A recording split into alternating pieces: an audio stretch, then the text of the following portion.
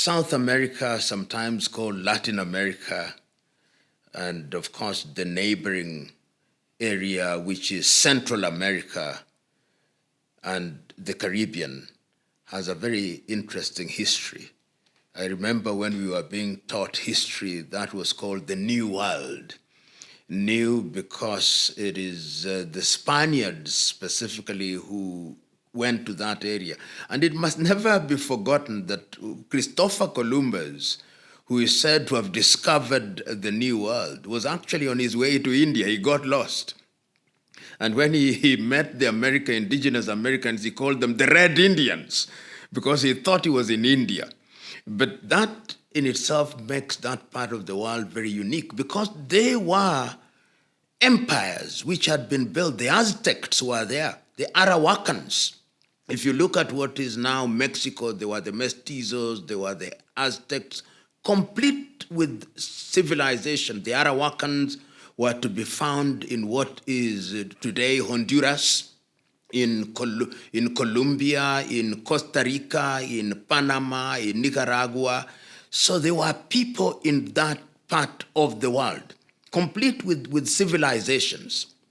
And the Arahuacans, of course, we know, were completely decimated by the Spaniards. The Spaniards went there, and the Spaniards were in Mexico, what is today Mexico, in Nicaragua. They were in Honduras, in Colombia, and of course, the Portuguese then found their way in what is today Brazil. The British somehow found their way in modern-day Belize. And the French also found themselves in areas such as the Suriname, and even the Dutch found themselves in what is called the Dutch Antilles.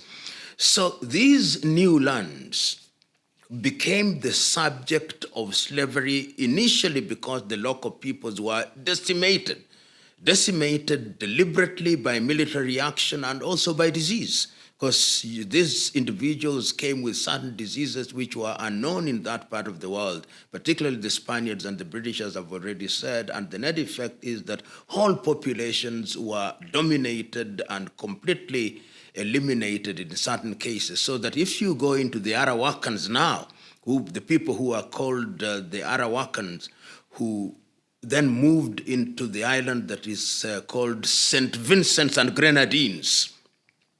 Their language was wiped away, but is now being revived. If you hear of a language called the Garifuna, that is the language which is spoken by the Arahuacans. But most of the slaves that then found themselves in that part of the world were slaves that were taken to that part of the world. When they had decimated the local population, that is why the Portuguese now started taking people to Brazil. And Brazilians, if you go to Brazil, there is a very large population of Yorubas. There is also a very large population of Ovambo and of Imbundu from what is today Angola and also Mozambique. So once again, you can see it is the colonizers who are coming from their colonies or the areas that they had conquered in the African continent and taking them to Latin America.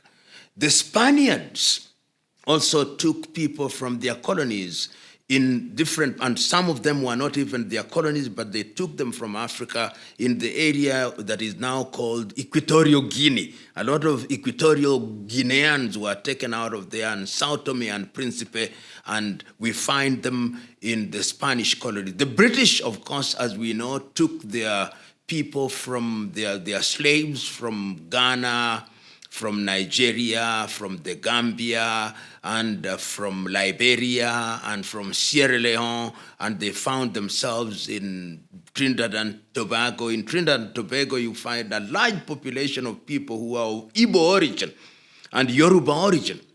And in Jamaica, you also find those. In fact, there is a place in Jamaica in the mountains where you have the commandos. These were slaves who ran away and went to the mountain, and they became free, even in that environment.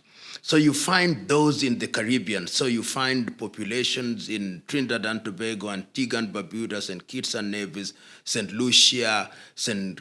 Vincent and Grenadines, and of course Suriname and Dutch Antilles, all the European powers, because at that time sugarcane was huge. And those islands were very good for the growing of sugar. They also became very good for the growing of bananas. You had the term banana republic. There was a time when countries such as Honduras, Colombia were big for bananas. Even as we speak today, some of the bananas that you find are either from Honduras, Chiquita, you find them from Costa Rica. These were places that were rich in those products, and coffee. And of course, these then became the target where you took some of the slaves, and slavery was alive and well in that particular area, and they were enslaved during that particular area. Then the era of decolonization, I think it is in the month of September 1812, that is the period when all the Central Americans regained their independence in 1812. And it was through the activities, the decolonization process started with people like Simon Bolivar, who is, if you find many of the states there, you'll find a man called, like Venezuela actually calls itself the Bolivarian Republic of Venezuela. And I think Bolivia is actually named after Simon Bolivar. So these were the individuals who then started the idea of fighting this, both after slavery, the decolonization, and of course the much younger people will remember Ernesto Che Guevara. And we don't mention Cuba in the mix. Cuba was also, of course, controlled by the Spaniards. We have not mentioned Bahamas in the mix. All these were countries that suffered under classical slavery and subsequently colonization by the Western European powers, to be specific. You know, slavery is a very bad thing, and there were different forms of it. When we speak about slavery, sometimes we talk about slavery as if there was a uniform way of dealing with slaves across the colonized and the enslaved societies. Each of the powers, European powers, during the days of slavery had their own way, because they remember slavery and there was slave trade. So that if you went into the areas where the Portuguese were, or where the Spaniards were, or where the Dutch were, or where the English were, you discovered that even when you regained your freedom, really you did not regain it. Your master still had control over you. And laws such as that were laws which were designed to ensure that you continue slavery. And the reason was this: it is not everybody who agreed to the abolition of slavery. So that even when slave trade had been abolished, slavery still continued. The only thing that stopped is that you could no longer legitimately sell human beings as commodities. But slavery remained, and as we speak, remains now. So in many of those parts of the world, you still had enslavers who could come for you. You are free, but they can come for you and take you, and you work in their farms, and they deal with you as they deem fit. Sometimes the only thing they gave you was food. And the Portuguese were terrible at this. The Spaniards were terrible at this. The English pretended, of course, after the abolition, that they were no longer doing this. But some of their remnants continue to behave in this way, particularly in the islands. Because in the islands, they did not have as much control as they had in the metropole in England or in the larger part of the United States. So it's true that all manner of laws were enacted. In the United States, we have the Dred Scott Law. All these laws were being passed because you said slavery and slave trade had stopped, but there are people who are continuing with it. And if they are continuing with it and they are like it, how do you know? And you are dealing with slaves who have nothing. They do not know where to go. They can't go to their homes in Africa where they came from. They don't have guns. They don't have houses. They don't have means. Sometimes some of them preferred even to go back to their masters, because at least under those masters, they had food on the table. Outside, it was wild, and they did not know what to happen. And they were also slave hunters, people who continued to hunt people who were free, and they hunted and brought them down to the slave camps. Haiti is a very sad state. The first black African country to regain independence, and we know the great Haitian independence fighter, Toussaint de Louverture. That was the man who defeated Napoleon, and he was never forgiven for that. When he defeated Napoleon, the French never forgave him, and of course they were granted independence in 1890s, and it was black dominated. And remember, we don't say much about this. If you look at the map of Haiti, you have the Dominican Republic, Santo Domingo, which was then the white population was moved to Santo Domingo, and Port-au-Prince, which is the capital of Haiti, became the part of the capital of Haiti, which was completely dominated by black. Many of them from Benin, what is now Benin, which used to be called Dahomey. And you will discover that they actually retained most of their culture. But the French have ensured, and the French swore that Haiti will never know peace. That they humiliated us by defeating Napoleon, they will never know peace. So at independence, Toussaint Louverture signed that they would be paying money to the French as compensation. I think it was, if it is not him, but I think the Ceylon, one of them signed, and Haiti continued to pay reparation. You remember, I mean, somebody has enslaved you. Somebody has colonized you, and when they are leaving, they say you owe them. And it is as if there was a conspiracy amongst the white powers in that part of the world, because when the French left, there was a period in 1905, I think, for a few years, when the Americans actually occupied Haiti and dominated Haiti. If they had wanted Haiti to prosper, they would have ensured that it did. But they did not. And after that, of course, we know how they presided over the occupation of Haiti by some of the most abusive leaders the world have ever known, Jean-Claude Duvalier, called Papa Doc, who used a combination of voodoo and violence to dominate Haiti. And I remember as a young man, we used to hear about Jean-Claude Duvalier, Papa Doc. And after that, of course, we had the son, Baby Doc, who dominated Haiti. And it was all violence, it was all voodoo, and Haiti remained poor and impoverished. So that when in the late 1980s and early 1990s, there was a movement now to try and stabilize Haiti. And there came a man who was a Catholic priest, Jean-Baptiste Aristide, who tried to change Haiti, to try to create order in Haiti. He was removed. Jean-Baptiste Aristide was removed, and then later he was brought back, and I think at time, I think he even came to and lived in South Africa, Jean-Baptiste Aristide, and he went back, and Europe and America, France and America have ensured that Haiti is the way it is. Now, Haiti is a land of gangs. Everybody occupying their own little corner. It is, if you talk of a failed nation, if you talk of an ungovernable nation, Haiti is. And that is on the doorsteps of a country that claimed that it's the strongest country on earth.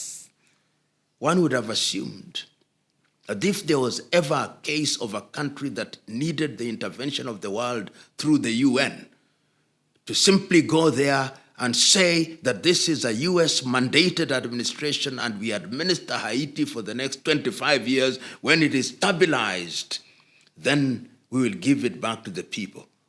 I give you the history and what is contemporary, that it may be understood that slavery and colonization and its impact are things that are with us.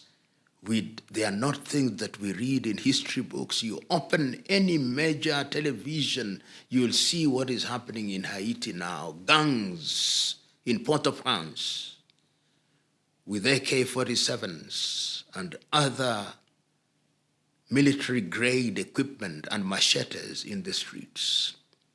When you sleep in Port-au-Prince, one eye must be open, courtesy of the legacy of slavery and, of course, colonization, and, of course, neo-colonization, and, of course, the vow that was made by the French, Haiti will never know peace. The French are a unique people. Unique in the sense that they claim that France is the mother of modern-day revolution, with the French Revolution in 18th century, liberté, fraternité. That was France during the revolution, and that they exported this revolution to the world. Yet somehow, France is the worst of the colonizers from all objective assessments. Of course, Samora Moises Machel said it is wrong to categorize slave makers as one being better than the other, but permit me to say that they were the worst. Number one, unlike the British, who simply were interested in your resources and therefore engaged in what was called direct rule, the French wanted to assimilate you. So their policy was assimilation. They came to the colonies and they wanted to convert you into Frenchmen and French women. And in school parades in the colonized parts of the world by the French, like Senegal, like Mali, like Burkina Faso, which was then Upper Volta, like Togo and Benin and Suriname, during the parade in the morning, pupils used to recite our ancestors, the Gauls. A black pupil saying that their ancestors were the Gauls. They wanted you to speak French. And once they had picked a few of you and took them to the Sorbonne, you had to be a total Frenchman or a total Frenchwoman. They came to different parts of the world and they created what they call the Petit Paris. Abidjan is Petit Paris, the small Paris. And their colonies were actually called overseas territories, les territoires d'outre-mer. They called them overseas territories being administered from the metropole. The French never intended to leave. They never intended to leave Suriname. They never intended to leave Vietnam. They never intended to leave Senegal or Mali or Guinea-Conakry, and they were vicious. They punished you. They humiliated you. They did not want you to speak your language. I do not know why they were that harsh. Perhaps it's because of their history. Remember, this is a country that had kings. This is a country that had Marie Antoinette. This is a country that had King Louis XVI, and there was a time, it is King Louis XIV, who at one time when he was asked, and what is the state? I think that is that experience. King Louis XIV, when they were controlling France, he was asked, and what is the state? He said, l'État, c'est moi. I am the state. And when later King Louis XVI and Marie Antoinette came, the French were humiliated when the people asked where we want bread. They say, why don't they eat cake? And I think that history, that pain, when they created the revolution, I think in 1789, and they created the revolution, France was humiliated during the war by the Germans, and when therefore they became colonialists, they were visiting this pain upon the world. And as early as 1958, as recently as 1958, when they recalled Charles de Gaulle to come and take over power in 1958, remember when Charles de Gaulle came, this was a military general. This is the height of decolonization. He used military force in order to retain the French colonies. And the colonies is what made France what is. So that the France that you see now is a France that is built on the back of those colonies. They were harsh because their very survival depended on these colonies. And their harshness can be seen when, on the eve of independence in African countries, they signed the Pact for the Continuation of Colonization. The yes-no vote for French colonies to decide whether after so-called independence they would retain connection and connectivity with Paris. They gave everybody the opportunity to vote yes or no, but they did not want you to vote no. So that when Guinea voted no under Ahmed Sékou Touré, when they were leaving, they destroyed everything that was capable of being destroyed. Modibo Keïta, in what was then the French Sudan, now Mali, they destroyed everything. Algeria, the pogrom in Algeria, when they were leaving, then led by Ahmed Ben Bella, they destroyed everything. The other countries, they continue to control. As we speak, the currencies of all former French colonies are still printed in France, CFA franc. Their cruelty, I think, comes out of a big psychological burden, which they visit, transfer of aggression. It is painful. You can see even as we speak during the coup d'etats in Africa, the arrogance. You tell a country which is equal in international law that we have accredited our ambassador, we do not care. France, the home of revolution, the home of coup d'etats at one time, can not recognize a revolution when it's taking place, and they say, accept our ambassador. We don't accept the revolution. That is France for you. Arrogance. The most arrogant of the colonial powers. You know, the history of France is the history of how the arrogance fall. If you allow me, the school bully who takes lunch from every little boy and little girl thinks that he is invincible. Then one day, the little boy says, today you are not taking my lunch. And what the little boy does is to hit you when you did not expect. And you find yourself on the ground and everybody is laughing at you. France did not see what is happening in West Africa coming. So they find themselves at a time when they are very weak economically, when at home the population of immigrants is growing bigger and bigger. You go to cities such as Marseille, you find Algerians, you find Moroccans, you find Senegalese, you find Guineans, you find Burkinabe, and things are not happening as they used to be. Then, in the former colonies that you thought you are controlling, a breed of young men and women begin rising. They rise in Guinea-Conakry, and the first thing they do is they say, we abolish all the agreements that exist between us and France. They rise in Burkina Faso, and they say the same thing. They rise in Mali, and they say the same thing. They rise in Niger, which has been providing you with uranium. Now you can't take it. I think they cannot take it because they are losing food which has been inside of their mouth, and they do not know how to behave. As somebody once said, without Africa, there is no France. Without our former colonies, give France only 20 years, and it will be one of the poorest nations in the continent of Europe. And that is going to happen. And they are resisting because for them this is life and death. But the stars, which I can now perfectly read, are telling me that their goose is cooked, and very well cooked. The story of South America or Latin America or Central America is unique. Unique in the sense that most of the people who now occupy Latin America are all not indigenous to Latin America.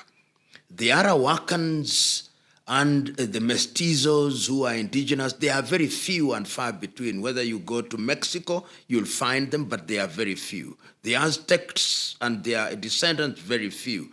If you go to places such as Nicaragua, the Aborigines are very few. You go to Mexico, they are very few. So that if you go to many of these places, go to Brazil, for example, which has one of the largest black populations anywhere in the world, over 133 million. And of course, there are very many people of Portuguese origin and people from different parts of the world. So these are all immigrants who have in large integrated and to the extent that is possible, even being racist, it does not make sense. You see quite some integration there. The same is true in Colombia. We now have, even the vice president of Colombia is African. The same is true of Honduras.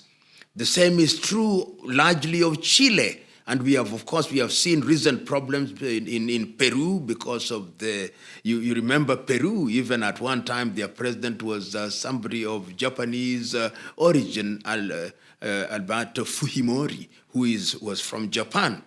But there is one unique Latin American country that we don't talk about, Argentina. Argentina deliberately decided to whiten the population. So most of the coloreds and blacks in Argentina were eliminated. But the point is that Latin America underwent several problems. You remember there was a time when coup d'etats were the thing in Latin America, whether it was in Brazil, it was a military government, whether it was in Uruguay, coup d'etat, in Argentina, coup d'etat, Honduras, coup d'etat, Chile, coup d'etat, Peru, coup d'etat, in Central America, Nicaragua, coup d'etat, Panama, coup d'etat, Costa Rica, civil war until 1948, Mexico. And I think there was a period when, after the coup d'etats and after the activities of revolutionaries such as Simón Bolívar and Ernesto Che Guevara, even in places such as Venezuela, there was a period of settlement. And I think that is largely why Latin America has its own race problems, but they are not as pronounced as they are pronounced in other parts of the world. People suffered together. And I think when you suffer together, there is a sense in which some camaraderie begins to emerge. And that, in a very simplistic way, in my view, explains why, indeed, there is some kind of understanding amongst the races. Of course, when you go deeper inside, there'll always be people who feel, oh, we are not being treated right, things are not right, but largely people coexist. And we have seen that over a long period, even in areas where you thought that there would be problems in the political arena, in the economic arena, you have fairly reasonable representation. Latin America's history must also be understood in the context of the revolutionary spirit. And when there was a bipolar world, and I want to explain Latin America in the following ways. That if you look at Brazil, for example, which was colonized by Portugal, which was one of the weakest and poorest nations in Europe, there was a time when Portugal actually depended on Brazil in the 1900 and in the mid 1990s, when Portugal itself had coups. You remember in the 60s, the coup that was mounted against Marcelo Caetano by Antonio de Spinola until 1977, when I was myself a primary school child, and I knew that there was instability. So these countries freed themselves very early, and they did not want to be like Europe. They did not want hard-nosed capitalism like Europe. They wanted societies that were a little bit more egalitarian. So you can see that through the policies of Brazil in those early days. And if you go to places like Chile, when the revolution started taking place, you see people like Salvador Allende. When Allende was in power, Allende was a socialist. And of course, he was murdered almost 30 years ago from today, from this year. And then the Americans imposed Augusto Pinochet. And we can also remember the socialist movement in Argentina during the period of Juan Perón. And socialism was also the way to go in those days. And then if you look at what we now call the Bolivarian republics, Venezuela, which led to people like Hugo Chavez, you look at Bolivia, to Rios, you look at Panama, Omar Torrijos, who was a socialist, and you look at Nicaragua with Ortega. And so you can see a Latin America that very early on was very different. They say, we think when you are socialist, you take care of social welfare things. You take care of education, you take care of health, you take care of these basic things. And I think that is now serving them well. A little country such as Costa Rica with a population of 5 million has free healthcare, free education. And what do they have to export is just bananas and tourism. 1948, they don't even have an army. They abolished an army. And you remember that in the early days, I think it is in the early 1900s, mid-1900s, they entered into the Rio de Janeiro Pact, which says that if you attack anyone who is the Rio de Janeiro Pact, then you attack all. So a combination of factors made Latin America very different. The Americans always wanted to treat Latin America as their backyard. And they feared, of course, that socialism during the days of the Soviet Union, that the Soviet Union was in Cuba, Soviet Union was everywhere. So there was always this resistance. And people hated the capitalists in Latin America. And that is why those who claimed to be socialists were in ascendance. And when government settled, they did not ignore what are socialist policies. And that continues even as they suffer here and there to serve them reasonably well. That is not to say that you don't have problems in Nicaragua, or that you don't have problems in Peru, or that you don't have problems in Bolivia, or that you don't have problems in Colombia or Uruguay or Argentina. You do. But the orientation of Venezuela, the orientation is socialist, but the intermeddling of America is ever present. You know, when you don't obey America, they want to ensure that you fail. And they do that quite well. Lumumba Explains.